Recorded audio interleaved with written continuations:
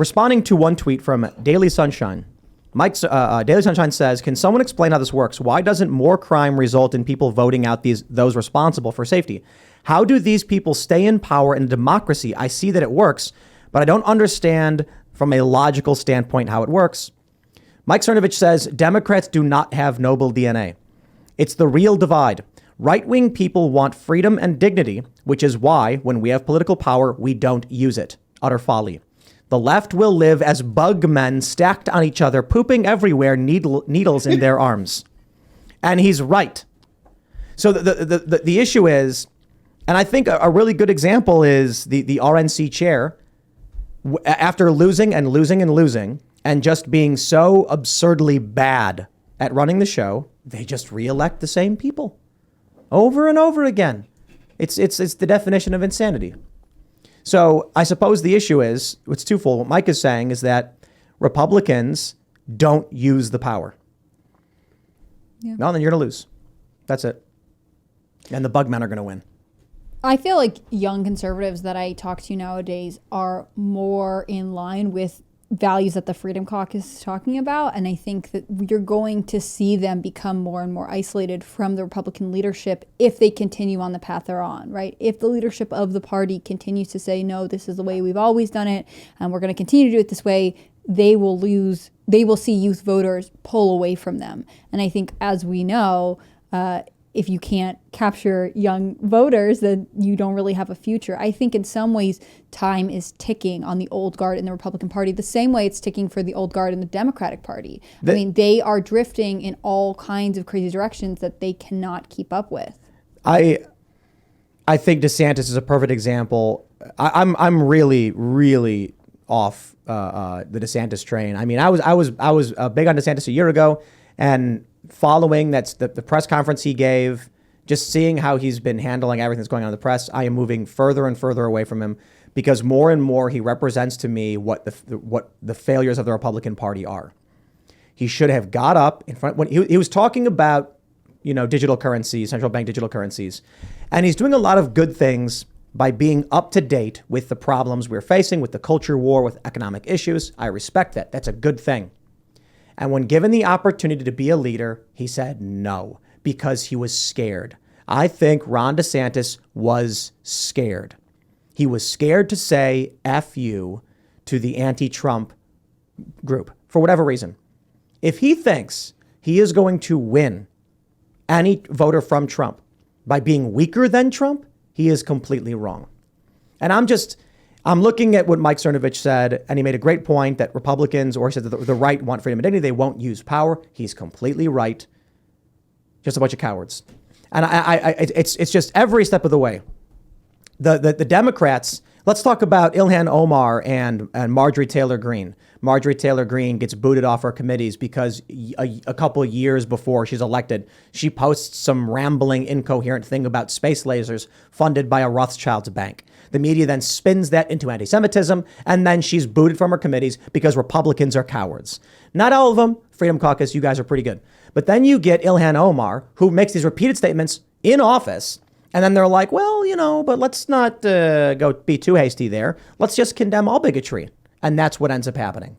Because the Democrats, Antifa, these leftists, they can steamroll, they can firebomb, and the media protects them.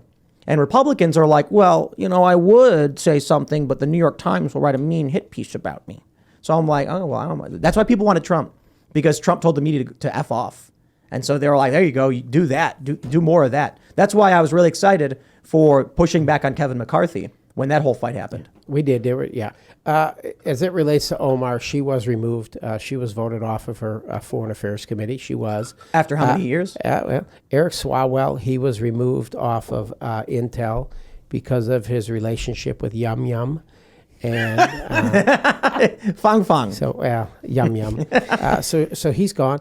But we have made it very clear. And listen, I was one of the Freedom Caucus guys that gave one of the nomination speeches for Kevin McCarthy, because I thought that the real battle in the Republican Party is going to be when this important legislation comes through, like the debt ceiling. I mean, it's been pretty easy peasy up to this point, but when we got these debt ceiling increases and trying to actually pass a budget and reduce spending, that's when it's going to start getting very, very difficult for Speaker McCarthy.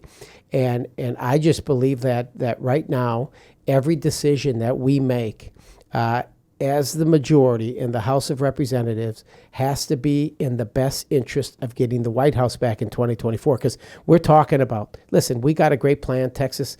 We all came together, the representatives, a good border security plan. Even if we could get that out of the House, it's dead in the Senate. I mean, I don't want to be the bearer of bad news, but we could come up with all the greatest ideas in the world here in the next 2 years with a Republican majority in the House of Representatives, but going to the Senate and getting anything done, I can't tell you. So that's why it's right now, it's all about investigations. Because we got to expose these individuals, the crooks, for who they are, so we can get the White House back in 2024. But legislatively, you're just kind of running out the clock? Well, there's nothing they can do. Well, no, I think we owe it to the American people. They gave us the gavel. They're begging for leadership. So they gave us the House of Representatives. So now let's lead. Let's do everything we can to pass meaningful, conservative legislation through the House. Let the American people know that we actually really care about leadership and doing the right thing for America and America first. But then it's going to go to the Senate, run by the Democrats, and it's dead. So I think now it's all about investigations, because we need to expose this family, the most corrupt family, in my humble opinion, to ever serve in the White House. We got to expose them for who they truly are, and all of his friends in the DOJ, the FBI, all of them. We need to expose them all. I don't be doing investigations just because you actually cannot pass any legislation because of the Senate. You should so always just go and investigate because you got nothing better to do. But I don't think that's going to win anything in 2024, because the game is different right now. Likely voters don't matter. The reason why the polling didn't make sense, right? The polls in the midterm showed it was going to be tremendous for the Republican Party, and then it was meh. And the reason for it is because when pollsters contact likely voters and say, how do you plan on voting? The likely voter tells them, they make a poll based on it. The likely voter then said, Republicans all the way. Then they went and knocked on doors at nursing homes and apartments and got random non-voters to vote. This changed everything. And that's probably the main reason it was so skewed this time and Republicans were caught off guard. That's the game right now. You don't need, this is what the Republican mindset is. I'm going to go convince that person to vote for me. And the Democrats' mindset is, I'm going to knock on their door and tell them to sign a piece of paper. And that's why they win. They don't got to convince them of anything. They can use social pressure and fear, or they can remove all barriers. So you got someone knock on your door and they say, what do you want? I'm in the middle of a game. Did you fill out your mail-in vote and vote for the Democrat? No, I don't want to do it. Well, if you don't vote it, if you don't fill it out right now, I will be back here tomorrow at the same time. And if you don't do it, I'll come back. And then every day they knock on the door and the guy's like, you again? Fine, I'll fill out the thing. Here you go, man. Have a nice day. They win. That's all that matters. Going into, I'm imagining these large urban living complexes, project housing, and other developments in New York, for instance. How easy it is for two 20-year-old Democrat activists campaigning on behalf of Joe Biden or anybody else to go into one building in one day, knock on a door. Did you vote? No. Fill it out. Sign your name. I can take it for you. They turn around without moving a single inch and knock on a door behind them and get another vote. Here's the crazier thing. Each of these doors could have 2 or 3 people behind them. Within a matter of an hour, they can have 50 votes in their bag.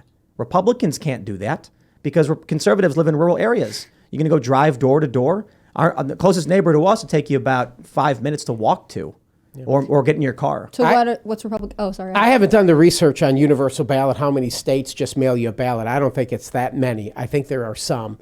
It's the important ones. Well, it is the important one. I understand that. And I haven't looked at the swing states. But I think, again, it goes back to the COVID with the emergency declaration. It allowed governors, secretary of states, and even county clerks to start forming their own opinion on what the emergency declaration really meant and how they could keep their people safe. social distancing 6 feet. Let's just mail people a ballot. You have to request a ballot by mail. So if you knock on their door and everybody's got a ballot in their I didn't. I understand, but what now in a nursing home I could understand that, because if you're over 65, it's almost automatic. If you've ever requested one, you're going to get another one.